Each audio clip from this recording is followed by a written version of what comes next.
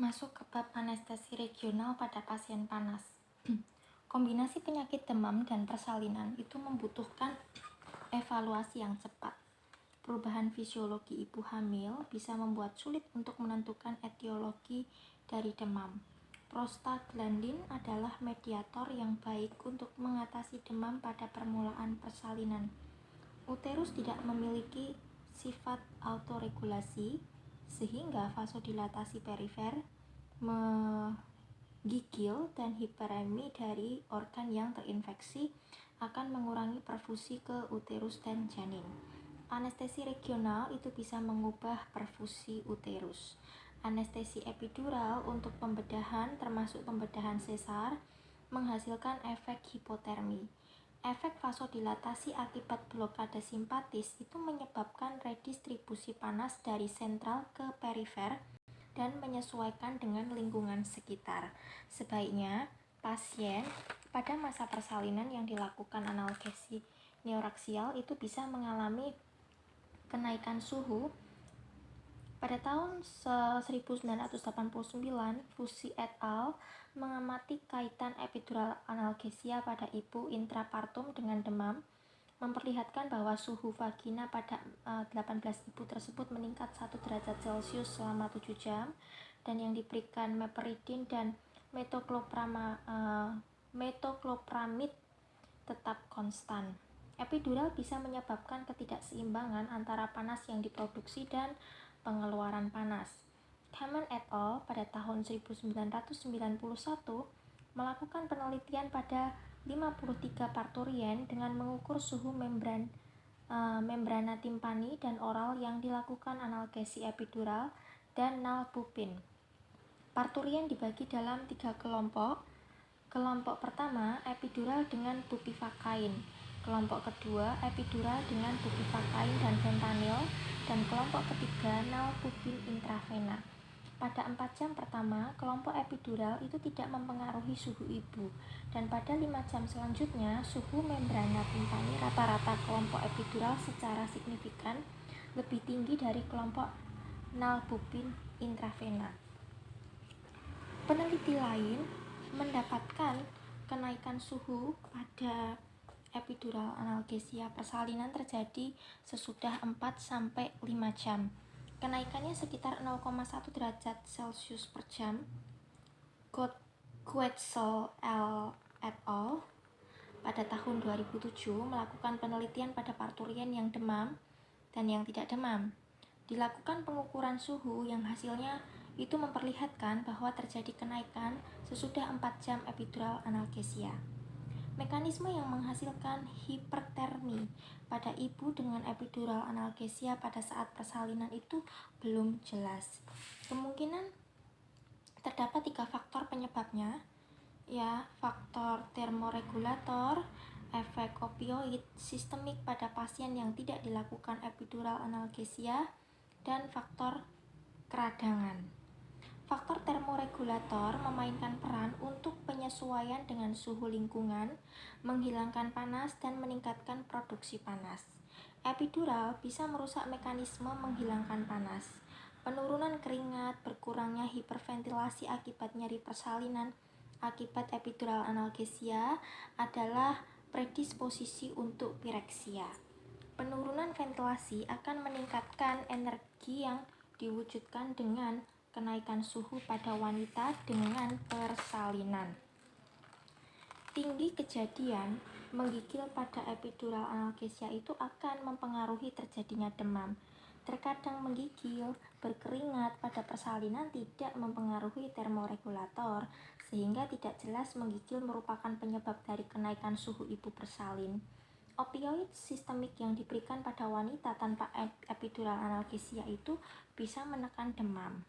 Epidural analgesia dengan ropivakain atau dengan atau tanpa fentanyl tidak mempengaruhi tingginya demam, akan tetapi fentanyl intravena itu menghambat kenaikan suhu. Kamen et al. Tidak menemukan perbedaan kurva suhu antara wanita yang dilakukan epidural analgesia dan pemberian intravena opioid. Wanita yang dilakukan epidural analgesi itu memiliki kecenderungan untuk mempunyai resiko lain pada persalinan. misalnya demam selama persalinan pecah ketuban berkepanjangan, persalinan lama, awal dari chorioamnionitis, dan pemeriksaan serviks belang.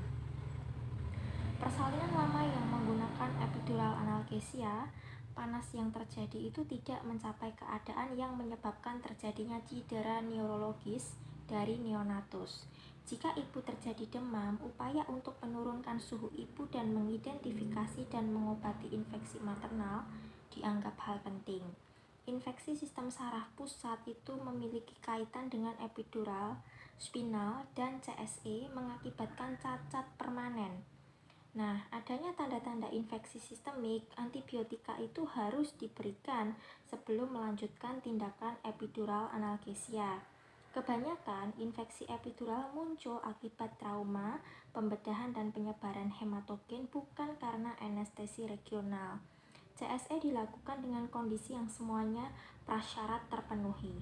Keputusan untuk memilih anestesi regional itu harus berdasar rasio manfaat dan resiko untuk setiap pasien, indikasi obstetri, urgensi, dan cara persalinan.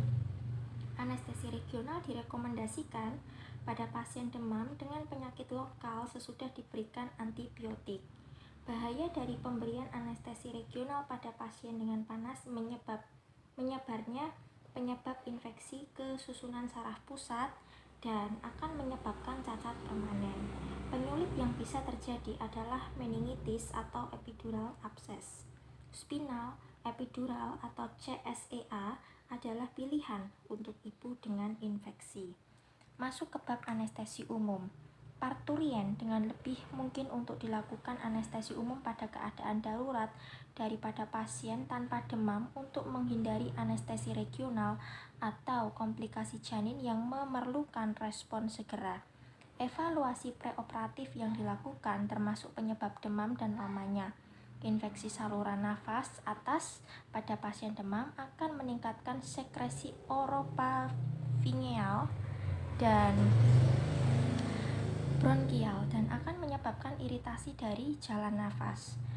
Preoksigenasi yang dilakukan itu berguna untuk meningkatkan saturasi oksigen hemoglobin pada ibu dan fetal. Tindakan profilaksis terhadap aspirasi, koreksi cairan dan elektrolit dilakukan sebelum anestesi dimulai. Stabilisasi kardiovaskular maternal, rumatan uteroplacental blood flow, menentukan pilihan obat induksi dan rumatan pada anestesi persalinan. Induksi yang lama itu akan menyebabkan asfiksia janin. Anestesi umum bisa dilakukan dengan cepat, induksi cepat, akan tetapi potensi aspirasi ibu dari isi lambung meningkat. Kesulitan mengamankan jalan nafas dan potensi depresi neonatus yang lahir. Risiko kematian anestesi umum pada persalinan 16 kali lebih besar dibanding anestesi regional. Ketamin adalah pilihan. Dosis yang dianjurkan 1 sampai dengan 2 mg per kilogram berat badan pada pasien kritis. Hal ini disebabkan efek depresi miokard ketamin apabila kadar katekolaminnya rendah. Sodium tiopental menyebabkan depresi miokard pada pasien kritis. Mengurangi dosis tidak menghilangkan masalah. Pemakaian gabungan ketamin dan sodium tiopental bisa mengurangi dosis sehingga bisa menurunkan kejadian dekompensasi kardiovaskuler. Hiperkalemi sesudah penggunaan sukisinikolin itu bisa menjadi masalah pada sepsis yang parah.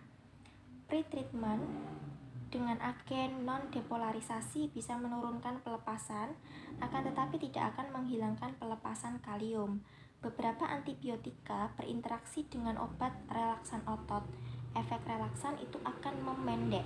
Sesudah jalan nafas diamankan, pemberian oksigen minimal 50%, kecuali pada distress janis oksigen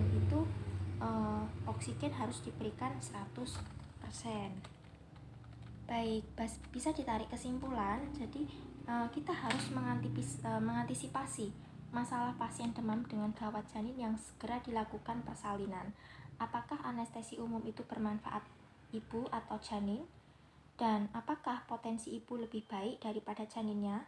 Gawat janin yang parah, bayi sudah dalam keadaan asfiksia berat. Anestesi epidural atau spinal mempunyai keuntungan resiko aspirasi dari ibu, tetapi tidak ada anestesi yang tanpa resiko.